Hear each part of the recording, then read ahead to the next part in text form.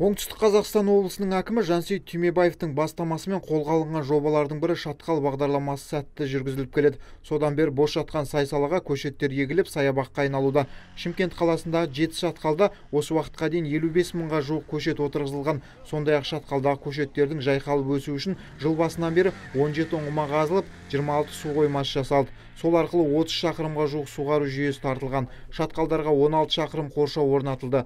Айта кетерлігі, Шымкент қаласындағы шатқалдардың жалпы аумағы 124 гектар жерді құрап отыр. Әдір біздер өшерде көшет егуді бастадық.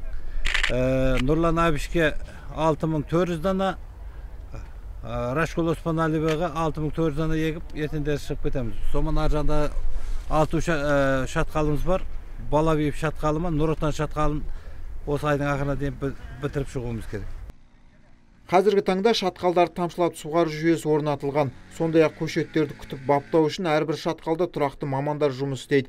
Жалпы егілген көшеттердің өнімділігі 75%-ді құрайды.